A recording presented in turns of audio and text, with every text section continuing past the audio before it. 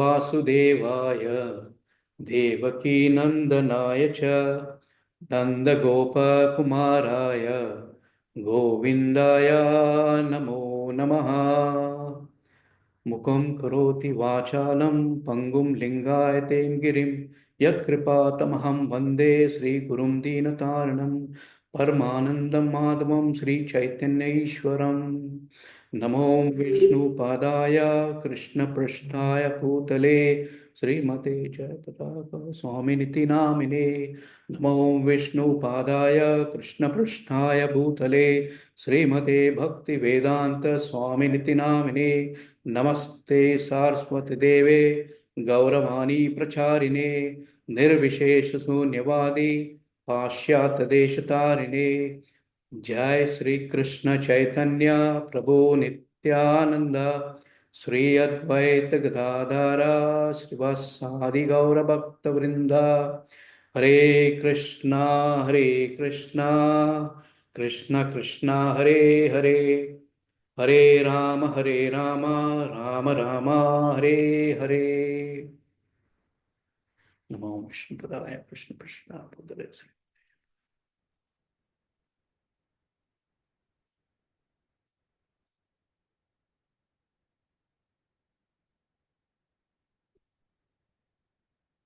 Nigamakal Galitam Phalam Sukha Mukha Dravya Samyutam Pibata Pagatam Rasamalayam Muhur Rasika Bhuvi Bhavukaha.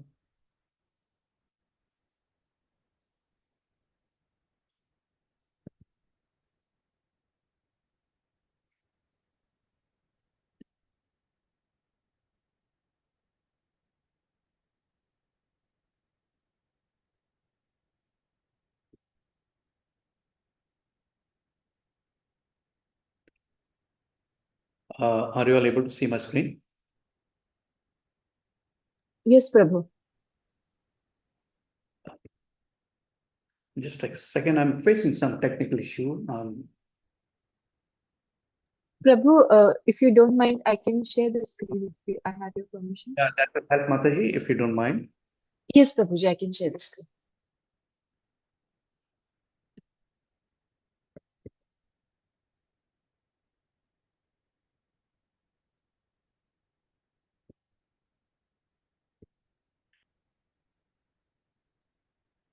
Is that okay, Prabhu? Yeah, perfect, Mataji. So what we are going to do is, I hope everyone is able to see the screen.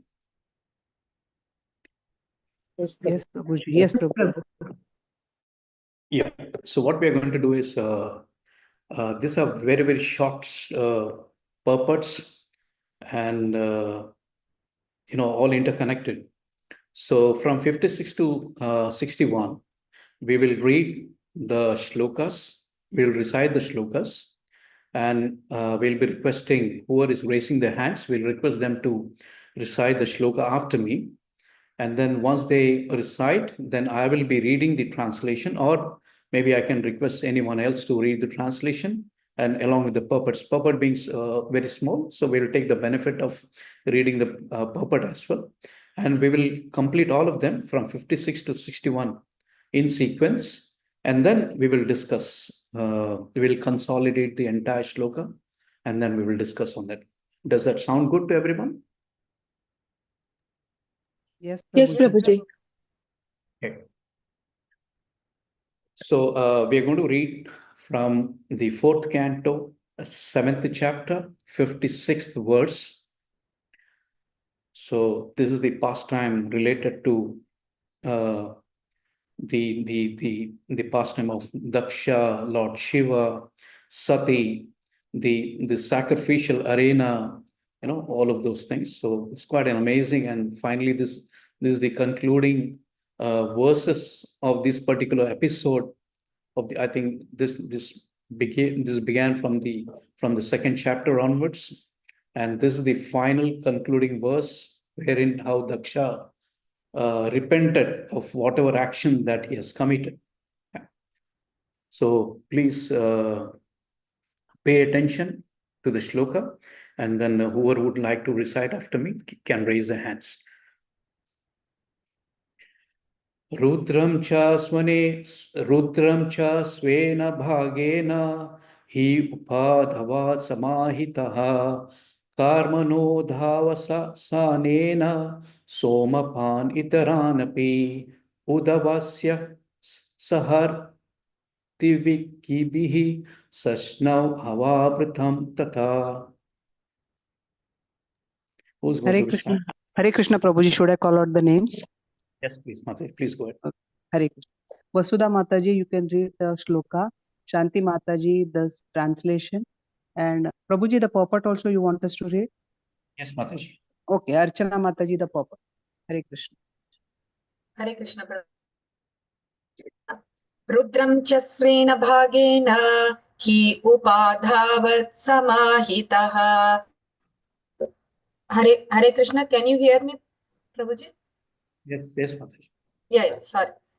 Rudram च स्वेन भागेन हि उपाधावत् समाहितः कर्मणो धवसानेन सोमपान् इतरान् अपि उदवस्य सहस्रभिः सस्नाव अवभृतं ततः.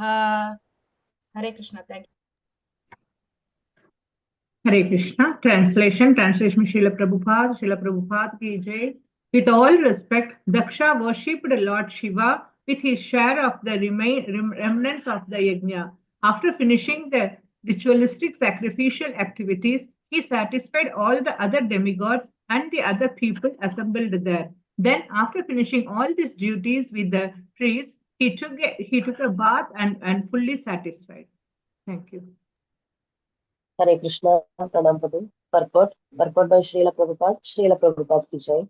Lord Rudra, Shiva, was properly worshipped with his share of remnants of the yajna. Yajna is Vishnu, and whatever prasada is offered to Vishnu is offered to everyone, even to Lord Shiva. Sridhara Swami also comments in this collection, Svena Bhagena. The remnants of the yajna are offered to all the demigods and others. Hare Krishna. Hare Krishna. Maybe we can move on to the next shloka. Tasmapi anubhavena svenaiva radase dharma eva matim datva tridedhasaste divam yahu. Hare Krishna. Vrishabhanu Mataji, you read the shloka. Kripamai Sita Devi Dasi, the translation. And Divya Gopu Mataji, the purport. Hare Krishna. हरे कृष्ण दंड प्रणाम तस्मा अपि अनुभावेन स्वेनैवावाप्त वादाप्त राचसे धर्म एवं अतिमतिं दत्वा त्रिदशास्ते दियं ययुः.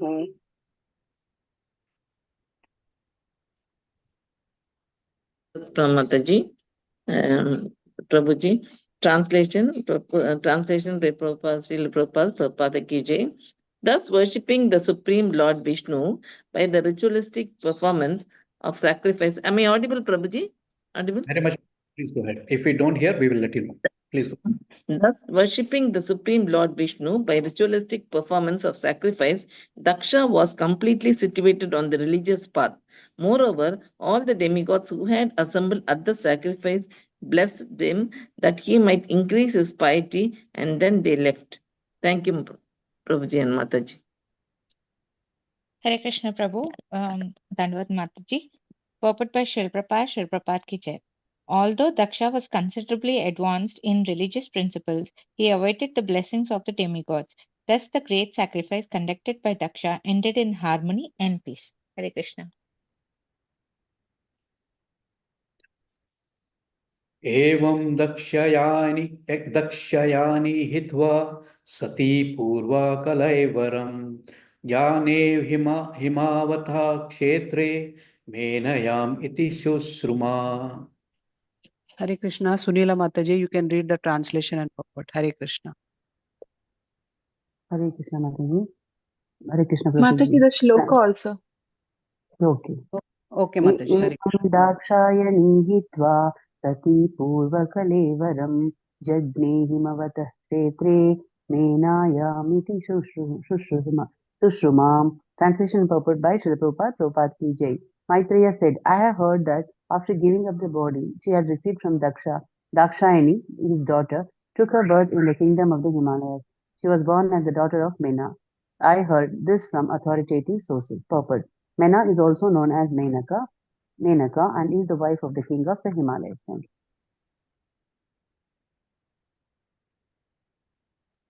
तमेव दैत्यं भूया अवरन्कते पतिम् अम्बिका अनन्य भावैकगतिं शक्ति सुप्तेव पुरुषम्.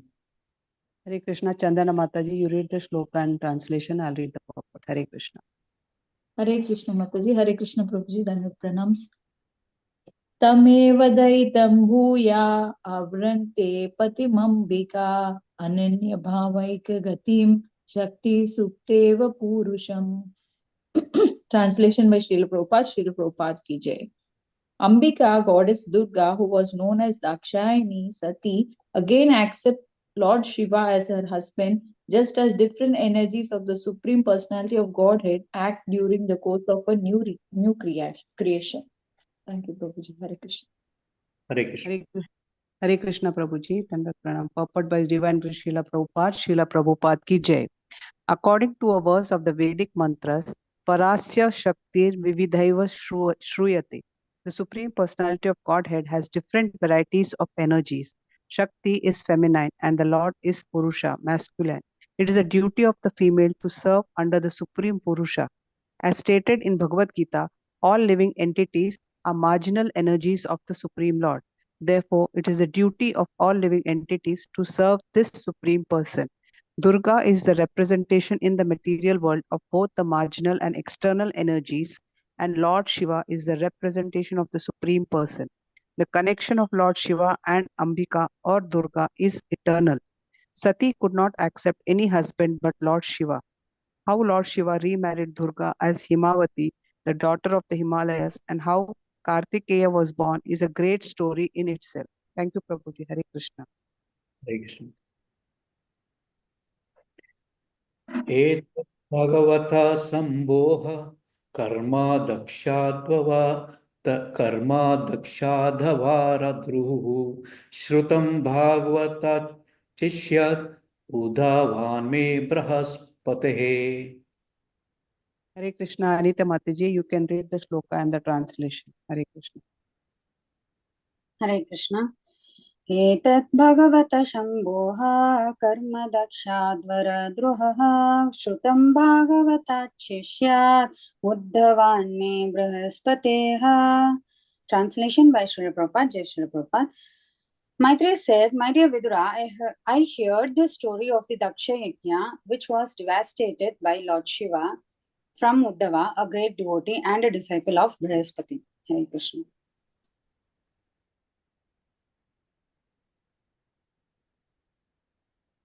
इदं पवित्रं परमेश चेष्टितां यशस्याम् आयुषाम् अघौघामार्षणां यो नित्यतः कर्णयो नारो अनुकीर्तया दुनोति आगम कौरव भक्ति भावतः. Hare Krishna. Varnali Mataji, you can read the shloka and the translation. Hare Krishna.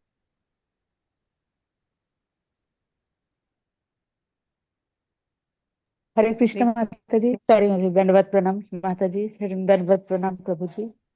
Idam pavitram paramesha cheshtatam yasasa anu ayuswam agauga marasanam jo nityada karnya naro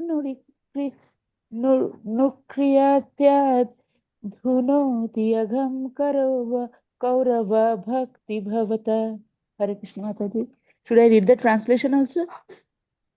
Yes, Mataji. Yes, you go can ahead. read. Yeah. Yes, Mataji. Translation.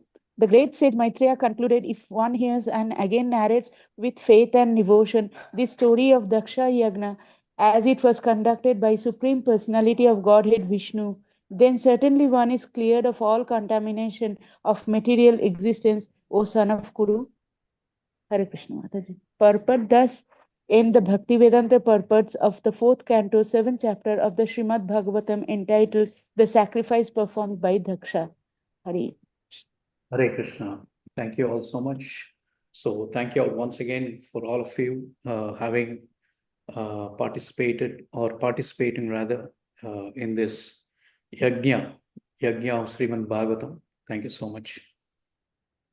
So these are the amazing verses. In fact, the whole chapter, the whole episode, starting from chapter 2 until end of this chapter 7, such an amazing encounters of emotions, envy, anger, and then the resultant of the anger. So we have seen what leads to an action when there is anger. And then ultimately, because there is anger, there is fight. Yeah. Then we see there is repentance also, because ultimately, whoever commits that particular anger, so they finally realize that that anger has made him or her do a particular action. So obviously, then there is a repentance.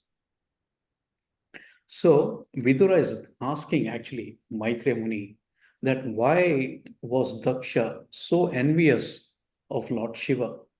Then, I'm just taking you all back just to give a consolidation, because this is the concluding verse. So there are very good teachings that we can take home, when we conclude this chapter, so that we don't forget the purpose of reading or understanding this particular shloka. So when Vidura is asking Maitreya Muni that what is the reason that Lord Shiva was so envious? I'm sorry, why Daksha was so envious of Lord Shiva? So Maitreya Muni is narrating that how Daksha, being the benefactor, so when he entered the arena, so what did he see? He did not find Lord Shiva. He found Lord Shiva being seated there.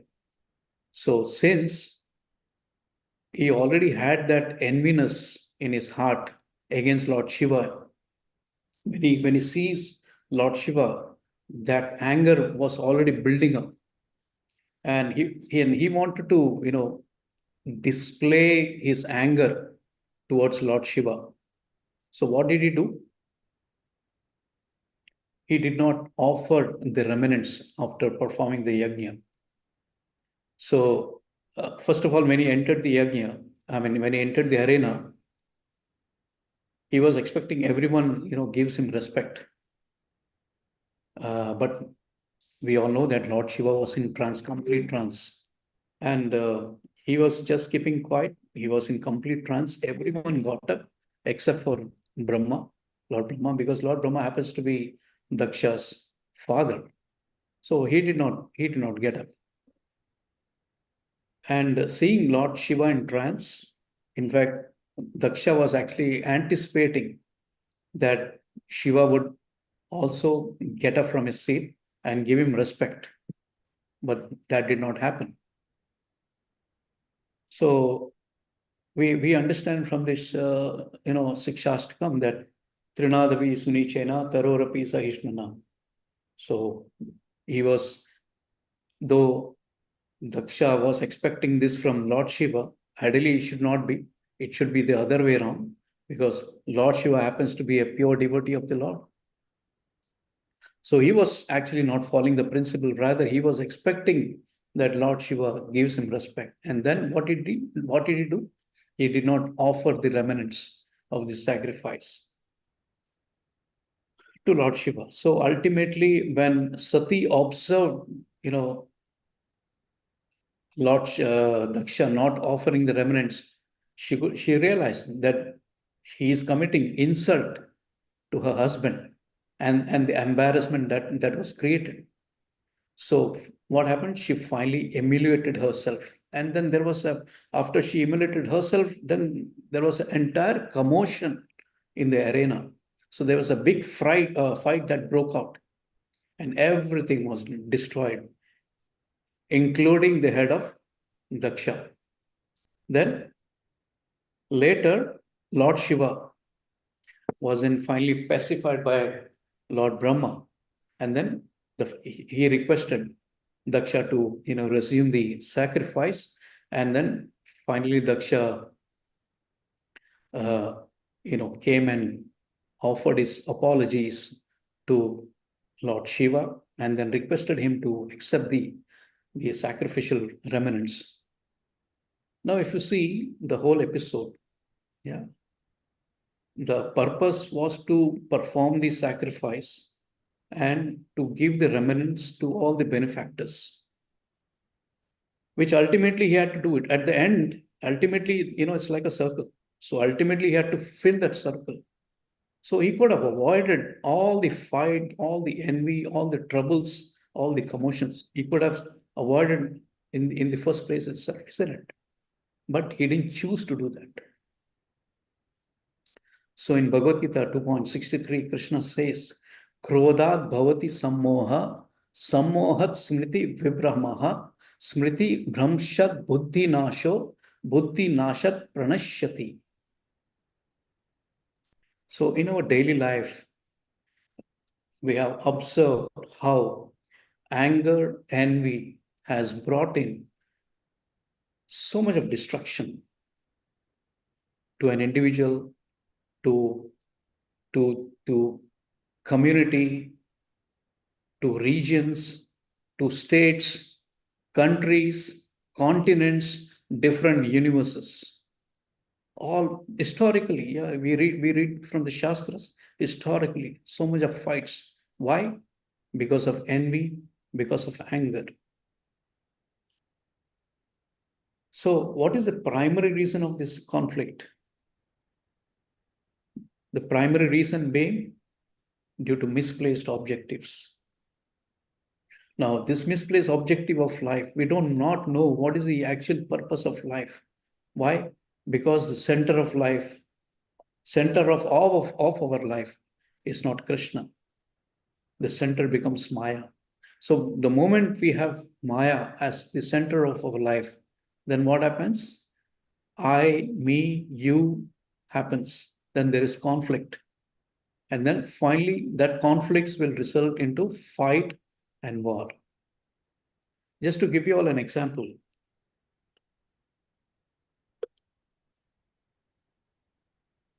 As when we were small, young childrens, or when we were childrens, how many of you all have thrown a stone in the pond? Please raise your hands if you all done that activity. Yeah. So when you throw a stone in your hand, when you throw a stone through your hand, when you throw it in a pond, what happens? There is a circle that creates. So for example, if there are 4 friends, throwing the stone together, what happens? It creates a circle, and then the other friend, when he throws, it creates one more circle, and it goes and hits. So the circle is not formed in a proper way. So there is always, it's kind of an interaction there, and the formation does not happen the way it should happen. Whereas, suppose if we throw it in a sequence, meaning if one person throws the stone in a pond, suppose that the second person throws the stone in the same spot, the circle will be formed in a properly aligned way. Krishna, sorry to disturb you. I'm breaking, Prabhuji. I'm sorry, Mataji, I couldn't hear you. Padma Mataji, the voice is clear on our side. In fact, we couldn't hear you. Yes, Mataji, it is clear. Yes, Prabhuji, it is fine for all of us. Hare Krishna. I lost my sequence. Where was I? Prabhuji, you were saying Pond, about the stones about the in the stone pond. in the The pond. stones are thrown in the sequence. The ripples that are formed. Okay, yes. So we find this ripples, so when it is thrown in a sequence, we find a proper ripple that is being formed in the pond. This is exactly similar. So what happens when we don't have Krishna as the center of our life, then there will be a conflict. So we need to avoid that conflict. That's very, very important. That's what we understand from all these learnings from the scripture. The whole purpose of learning, understanding the shloka is to know who is the center of our life, what is the purpose of our life. So primarily, all this pastime, that whatever we are discussing is actually a general warning, to the people in general, and especially to the practicing devotees.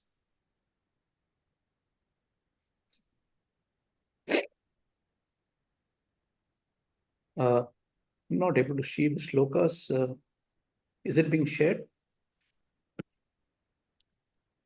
No, Prabhuji.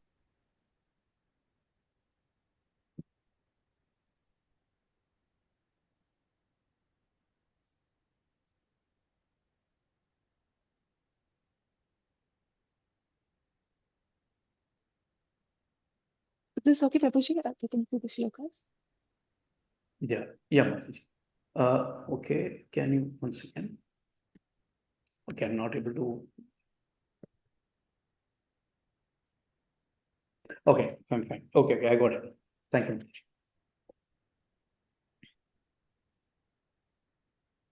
Yeah.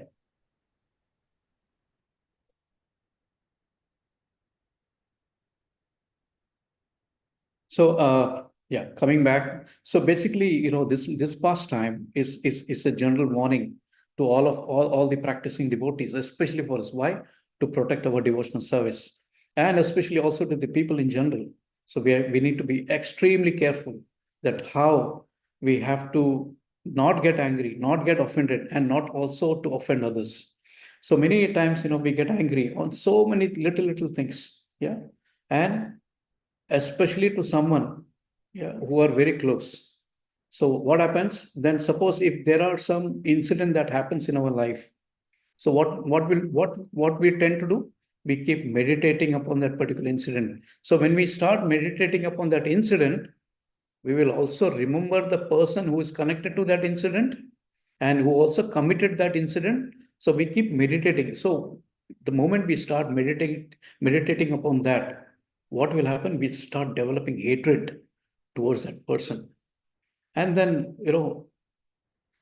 so that bija, we are actually trying to develop that bija of hatred towards that person. So what happens?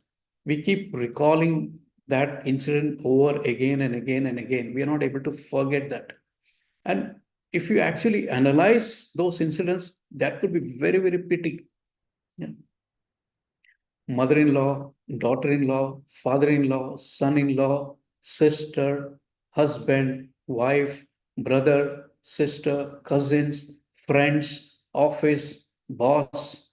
Yeah, so many. Neighbor, society, sometimes dog. All are pity, very, very pity things. We keep, remembering, and absolutely not beneficial. So when we keep reminding about these kind of incidents, and the mind is so cunning, it will try to make you remember such incidents over and over again. Yeah, it will try to create a hatred in our heart towards that person. And then what will happen? It will become a blockage for our Krishna consciousness. Now, there are incidents wherein we have a practicing devotees, we have a non-devotees. Yeah, so there is always a constant conflict between a practicing devotee and a non-devotee. Then sometimes there is a conflict between a practicing devotees with a practicing devotees as well. In whatever case may be, yeah. So a hatred will become a problem in our devotional life towards, could be any living entity for that matter, be it a devotee, be it a non-devotee, anyone for that matter. In fact, every living entity need not have any hatred towards that. Otherwise, this will become a very big obstacle in our Krishna conscious life. And then what will happen? We will finally deviate from that path. And that could prove dangerous. Srama eva hi kevalam. So whatever we have done, everything go for a waste. We have seen the pastime of Daksha, right? So whatever he did, ultimately what happened? He had to lose his head. Remembering about this, the fight, once I remember Gaurang Prabhu was mentioning this particular pastime, that once there was a book distribution. Also, December marathon is happening.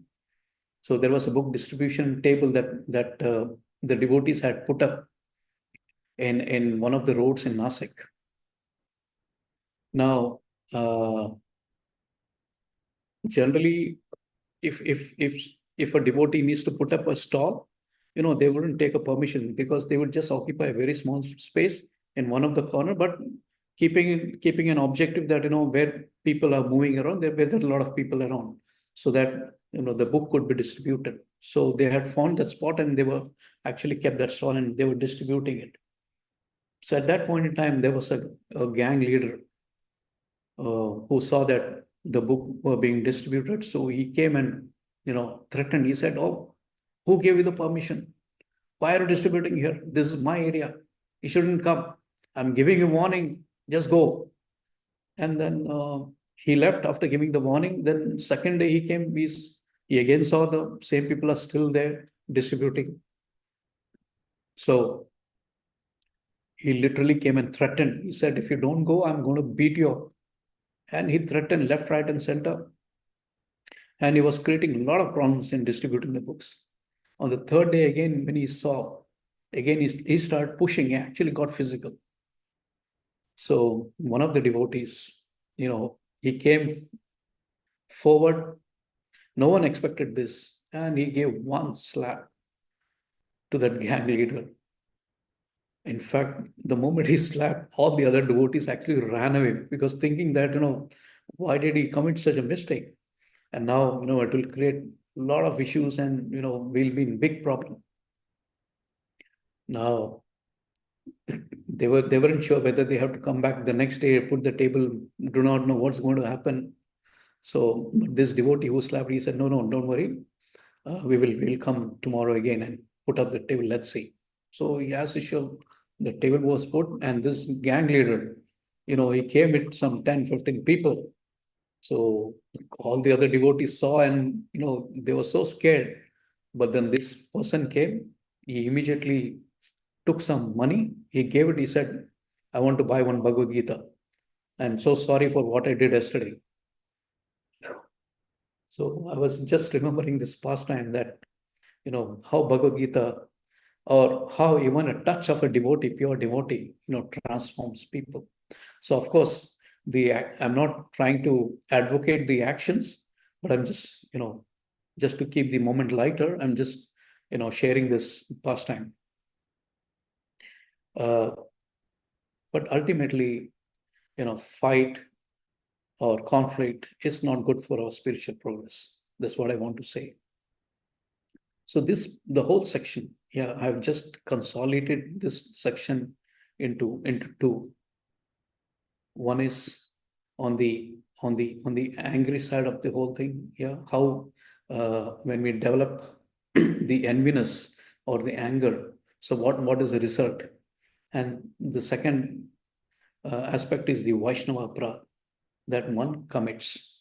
Now we all know that Lord Shiva is also addressed as Vaishnava Tata Shambhu.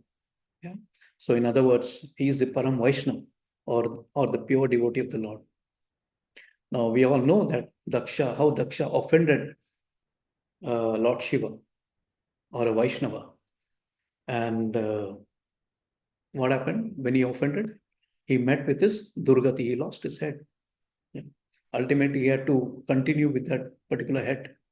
So just imagine someone losing a human head and being replaced with a goat head. How funny he will look, and how insulting and how embarrassing it is. So he could have, very much avoided this. So what I'm trying to say is, if someone is really serious about the progress in the Krishna consciousness, so we need to ensure that we never ever offend a Vaishnava. Rather, if one gets an opportunity, then what we do? We serve that Vaishnava. Yeah. Enekena prakarina, somehow or the other, try to serve the devotee, pure devotee of the Lord. Yeah. And if one gets the opportunity, do whatever you could, serve the devotee very nicely. Yeah. And the best way, this is what I hear from my seniors. Yeah. The best way to serve or please a Vaishnava is how to abide by their instructions and help them in their preaching activities. Yeah, there are so many services available. Yeah, in the temple, in the congregation, yeah, in the small preaching center of every ISKCON centers. There are so many sevas available. Just go and approach any senior authorities. Tell them, we would like to serve. We would like, in whatever capacity. Yeah. So everyone need not be at the management level. So every aspect of devotional service is being acknowledged. Yeah, one should not consider, okay, this service is not good for me. I will only do cooking seva. I will only do book distribution seva. No, every little seva, because finally, who is going to acknowledge? The final person who is acknowledging is the Paramatma within, because he is witnessing every action, every thought. Yeah, every thought that is being generated, he's witnessing it. So how to purify the thought, how to purify the actions, is by serving a pure devotee, serving the Vaishnavas. So we all remember the pastime of Ambarish Maharaj. What happened? Ambarish Maharaj never took any offense towards Durvasa Muni, though Durvasa Muni committed such a big offense towards Ambarish Maharaj, but he never took that as an offense. He thought, maybe, it's my mistake what I did. That's how the consciousness of a pure devotee is. But the Lord did not take it that way. The Lord did not expect Durvasa Muni to offend Ambarish Maharaj. And you all know what happened to Durvasa Muni. 1 full year, yeah, he had to go from one universe to the other universe, one planet to the other planet. He kept running around, saving for his life. And Sudarshan Chakra was, not leaving his back. Similarly, we also know, understand that Ramchandra Khan, yeah, he tried to offend whom? Haridas Thakur. Now, when he offended Haridas Thakur, what happened? That led to degradation of the society. Yeah, so all people residing within that region got impacted. The whole society got degraded. Yeah, everything got destroyed. Now, very recently, we are seeing what's happening in our neighboring country, isn't it? Yeah, so many devotees are being tortured, temples are being destroyed, and so many offenses being committed. So what will happen? Ultimately, Adi Bhautik, Adi Devik Shakti will take over. And then finally, tsunami will come, COVID-like situation will come, earthquake will happen. Yeah. Because the Lord keeps a note of every actions that a person commits. Then he intervenes. So what happens due to anger and envy? Yeah, we lose our senses. That's what happened to Daksha also. And then finally, when Daksha realized the mistake committed, what he had to do? He had to repent. And then finally, then he offered the sacrifice to Lord Shiva. So similarly, whenever we get angry or when we get envy, we do some kind of mistakes and then we sit and repent. Oh, I shouldn't have done this. What a great mistake I've done. But then, the action is already committed. Ambarish Maharaj, Durvasa Muni, he went to Lord Vishnu. He said, I'm so sorry. What did Lord Vishnu say? No, do not come to me. You offended a devotee, Ambarish Maharaj. Go back to him. Seek forgiveness from him. Go back to him. We generally commit mistakes. We commit some aparadh, but then our ego is so strong, we cannot go back to the person to whom we have committed that aparadh. We feel, oh, how will I go? And because we feel repentant, definitely we feel repentant, but then we feel, oh, how can I go back to him and say sorry to him? It's not, my ego is so strong. What will he feel? Then he will feel so superior. That's not how spiritual life works. Spiritual life works in a very different way. Of course, the moment someone begs for forgiveness, the person who got impacted, he has to immediately forgive him. In fact, he should not be taking that as an offense at all. That's the greatness of spiritual life. So I was actually reading a very nice note by Mahatma Das Prabhu. So he was mentioning that in Sri Chaitanya Bhagavata, which is the Madhya Khanda from around 207 and 215 or so, wherein Sri Chaitanya Mahaprabhu states that, and he very clearly mentioned that those who worship me directly but neglect my servants and devotees are the most abominable. He uses the word rascals. So even though we may be performing, devotional service, but if at all we are offending any devotees, then we are not in that platform of being called as a devotees or even being called as a practicing devotees. So one may be actually performing the devotional service. So it may be like, superficial. But at the same time, offending some Vaishnava or devotees, that is not going to help. So it is like, we are still doing the devotional service in the three modes of material nature. Either he may be at the goodness stage, or at the passion, or maybe at the ignorance stage. Just like Daksha. Daksha, he was actually doing a sacrifice to please the demigods and Lord Vishnu. But he was expecting, a lot of respect. And then he did not give respect to Lord Shiva, who was also one of the benefactors there.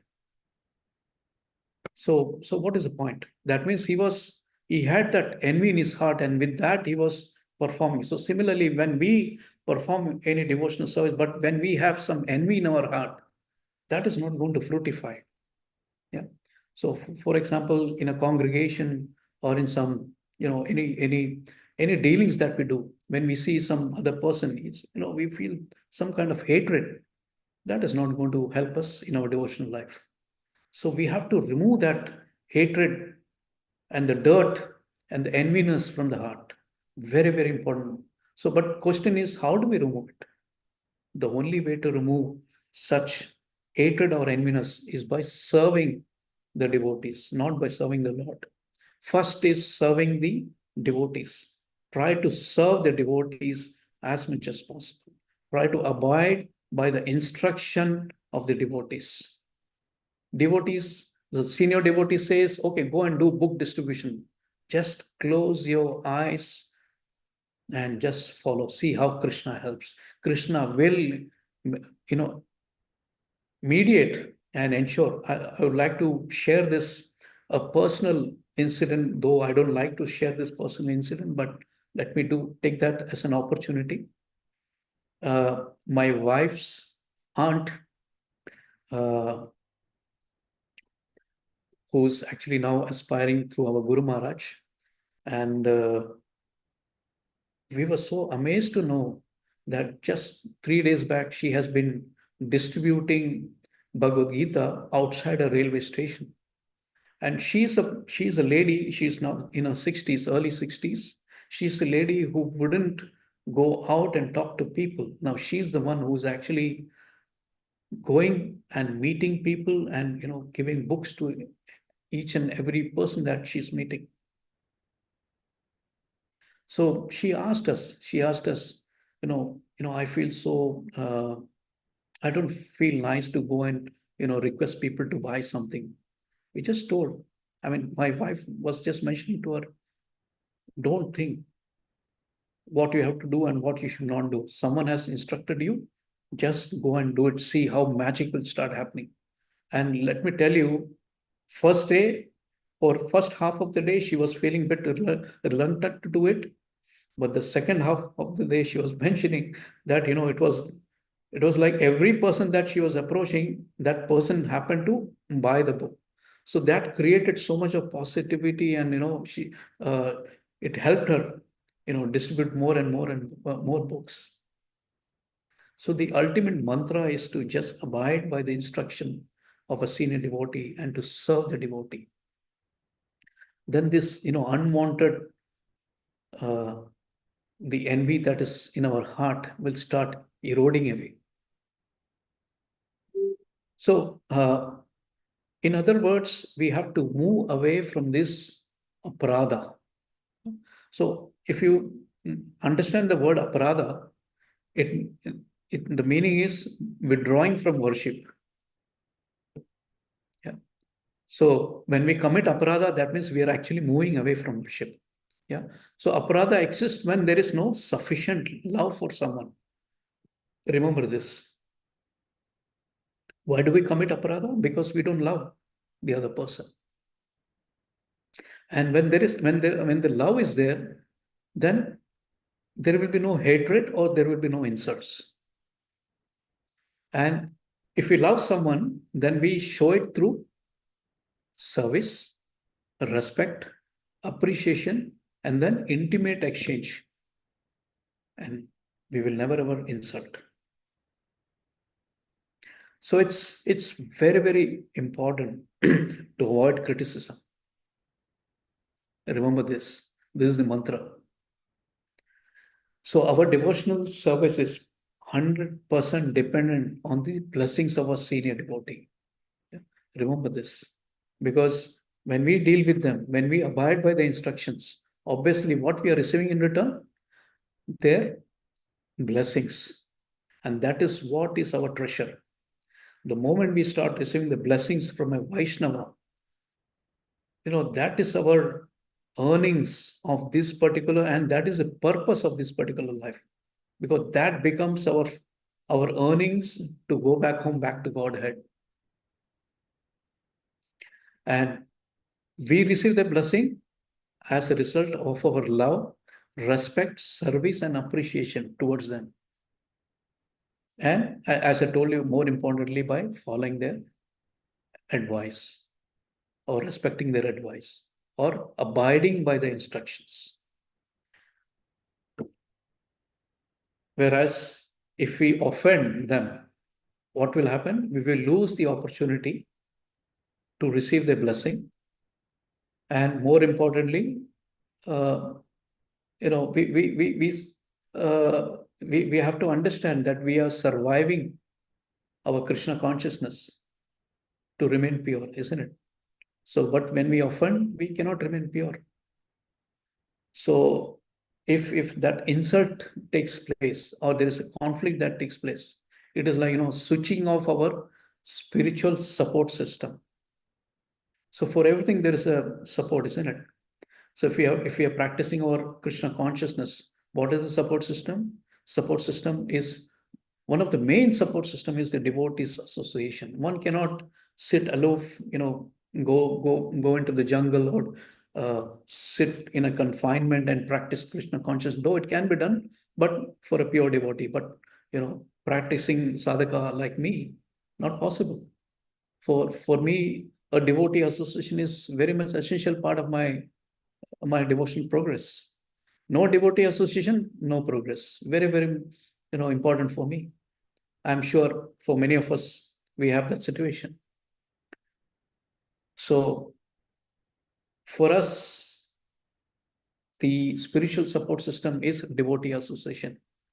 But if at all we are, offending them, if we're doing anything against them, what we're doing, we're actually switching on that support system. So we have to be very, very careful. Actually, Daksha came back to his senses only after losing his head. Yeah. So it's very important that all of us come back to the senses and at the right time. Not that, After committing some mistakes, then we come back to the sense and then we repent. It's too late, isn't it? The action has been already committed. We already offended the devotees. And then we sit and repent, and then we sit and think, how can we correct? And then we keep remembering that incident, and then that hatred will, it's like a cycle, never-ending cycle. So first and foremost, why even get there? Daksha could have avoided offending Lord Shiva. Then he could have, avoided losing his head, isn't it? In the first place. So if he would have, rather than expecting respect, if he would have respected, I'm sure Lord Shiva would have blessed him, because despite committing so much offense, Lord Shiva still blessed him later on. So obviously, a pure devotee is always in that platform, always ready to give blessing, always ready to support, always ready to help. And that is what we have seen, historically, all the acharyas. See, Srila Prabhupada, what an exemplary, acharya. How much effort he has put. Why he had to even go at that age, at the age of that, ripe age, wherein someone needs to sit and relax, have a good retired life. Or he could have, went to Vrindavan, practiced his devotional service. I'm sure he would have gone back to Godhead without even doing all this. But so much of grace, so much of effort, so much of love, and so merciful, because he cared for every living entity.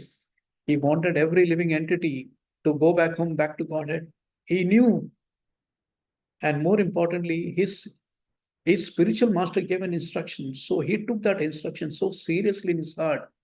He disregarded everything. And then, he had to go to the West and took that one instruction, despite knowing that he didn't have any means or the resources. He said, no, let me go back. Let me go there. My Guru Maharaj has given me instruction. That means it is definitely has to take place. That means Krishna is there. So Guru Maharaj or Maharaj instruction is an indirect instruction by Krishna himself. That is what we need to abide by. So coming back to the senses is very, very important at the right time. Yeah.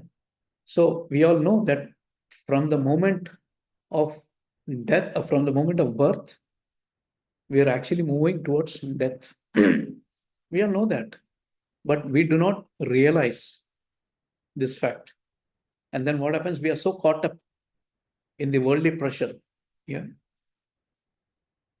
Pressure and pleasure, both. And then fulfilling that happiness, that we finally forget the real purpose of life, not realizing that we are actually running out of time. Yeah. So many people, in fact, I just met one of the business associates. So he was asking me, yeah, I see you, whenever I offer you tea, coffee, you don't eat, you don't take anything. What kind of life you are leading? Yeah. Is this how life means? Sit and enjoy your life. Life is, though they very well say that life is very short. The moment he said life is short, I told him, yeah, exactly, life is very short. And we don't know how short it is. For us, for some, it could be as short as, just a second. For some, it could be as short as maybe 100 years.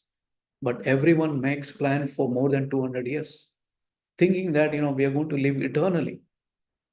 But that's not the fact. So, antakale cha mameva smaran muktva kalaivaram. Yeah. So, if you don't practice antakale cha mameva, it's not going to happen. Krishna will not intervene. But if we practice whatever instruction has been given by our previous acharyas, by senior devotees, by the books that we read, by the scriptures that we read, yeah, then we practice by that. And then finally, Krishna will intervene. Then that finally, antakale chamameva smaran muktva kalaivaram yat prayati samadbhavam yanti nasyatra samshaya. Krishna gives this guarantee. Samshaya, he says, I guarantee you, he will intervene, he will help us. But that can happen only when we practice. But that practice can only happen when we serve pure devotees. That serving can only happen when we do not offend any devotees. Hare Krishna. Thank you so much. I think we have reached, it's already 9 o'clock here. So thank you so much. Maybe I can take just one question because I need to rush also. Yeah. Hare Krishna. Thank you so much, Prabhu. Yeah, we will ask devotees if you have any question, please raise your hand or unmute and ask.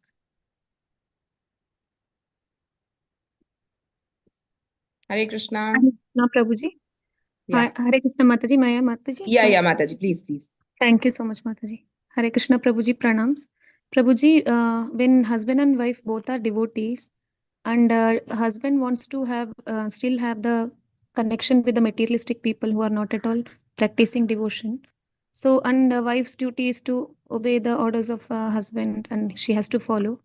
So, what can she do, Prabhuji, in such a situation? How can she further progress in bhakti? I'm slightly confused with your question, Mataji, because you're saying the husband is in touch with the materialistic people due to business relations, and both husband and wife is a devotee. So what will the wife do to progress in devotional service? So because it is not the wife who is in touch with the business associate, it is the husband who is, and because of the materialistic requirements. So how does that impact the wife in performing devotional service? Yes, Prabhuji, but it is not even for the materialistic, I mean, business purpose also, just for the friendly purpose and for a friendship thing, he wants to continue, Prabhuji, like and no other any, and for no any other reason. Like, Mataji, yeah, that's what. So, first of all,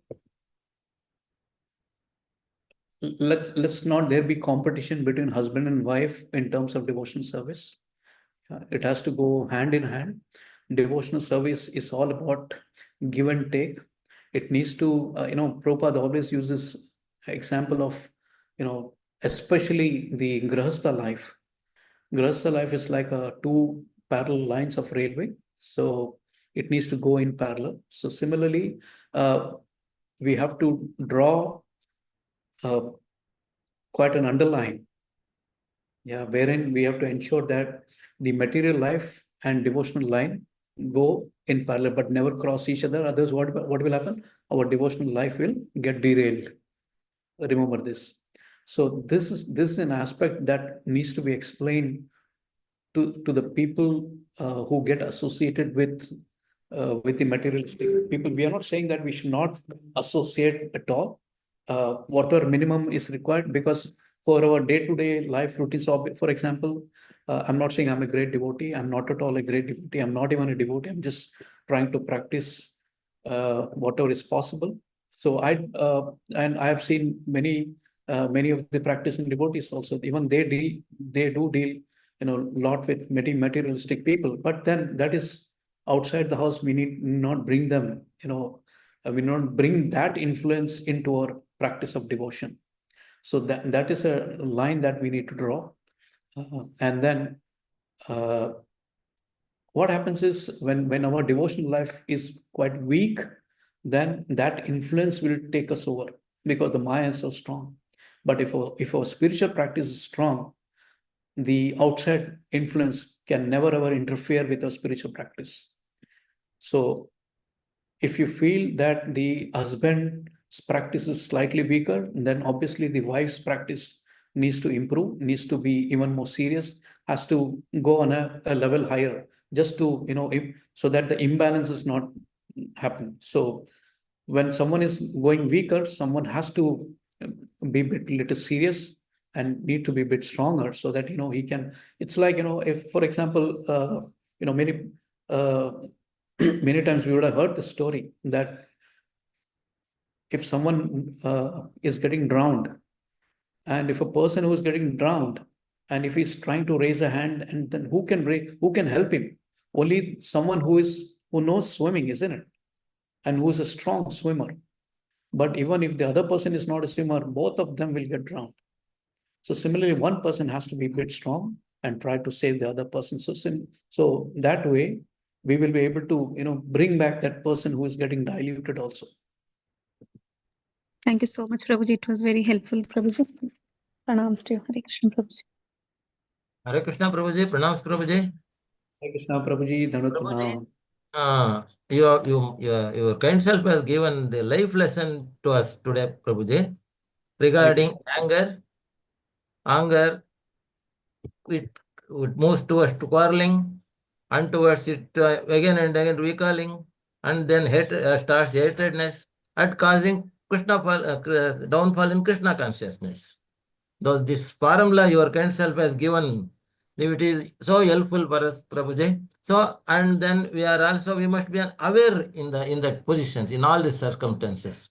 So you are alarming us. Thank you, Prabhuji, for having given this life lesson. I am grateful to you. Hare Krishna, Prabhuji. Thank you so much, Prabhu. Krishnamurti Prabhu. Thank you so much. Hare Krishna. Always keep hearing your voice.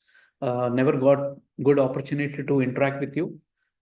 Whenever my wife takes this class in the evening, I always keep hearing your name.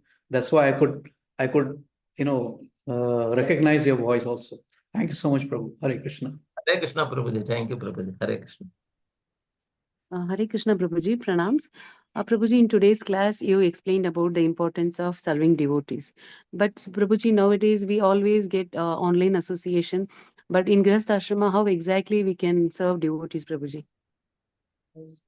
What are the ways, Prabhuji, we can serve? Yes, Mataji. COVID.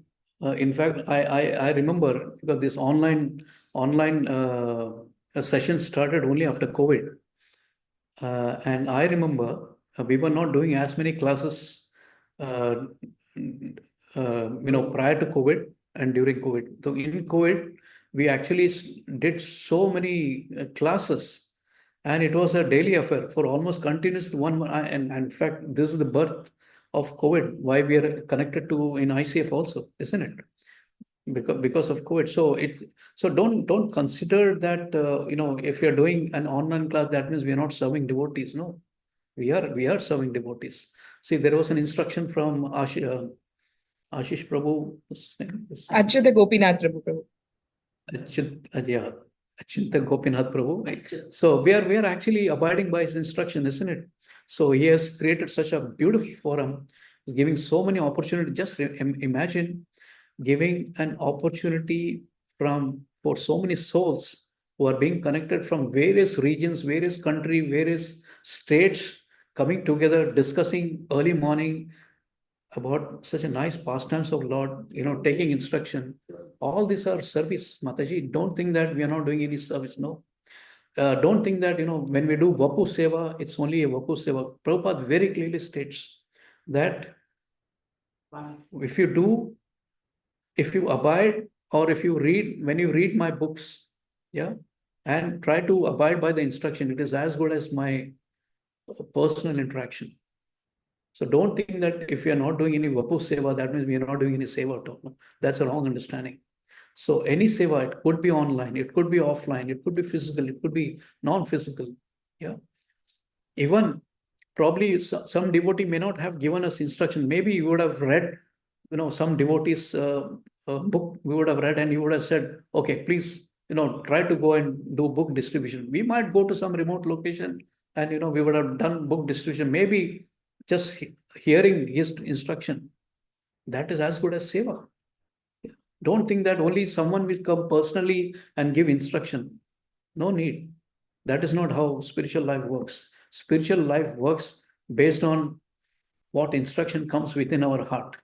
So the instruction will come within our heart based on what we practice. Paramatma will give instruction on its own. Hare Krishna, Mataji. Thank you, Prabhuji. Will this be sufficient, Prabhuji, for our progress, Prabhuji, in this bhakti?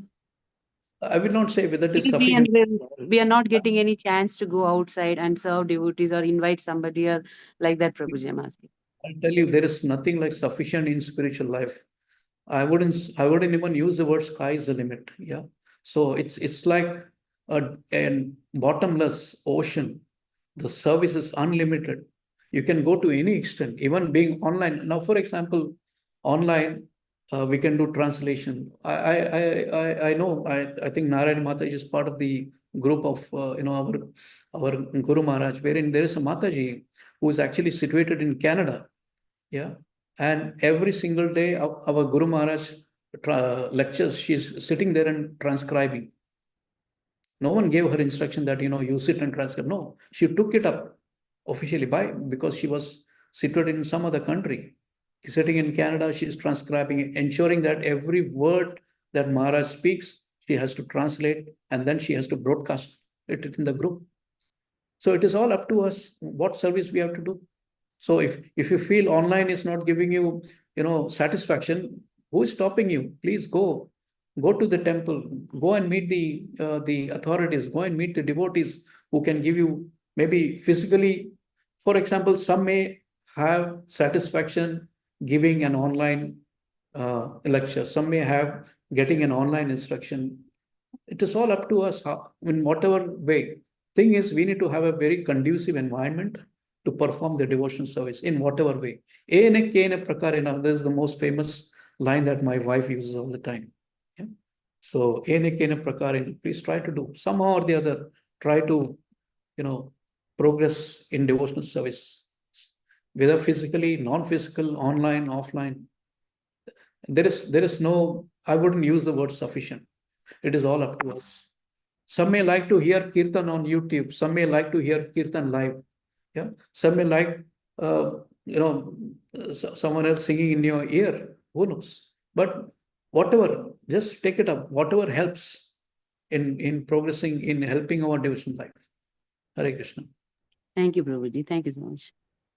Hare Krishna. Thanks you. Thanks, Prabhu, for making this session so alive and full of practical applications. Thank you so much. So we'll end the session here, Prabhu. Yeah. Vancha kalpatarubhyascha kripa sindhubhyascha Vaishnavebhyo namo namaha. Koti Bhagavatam ki jai.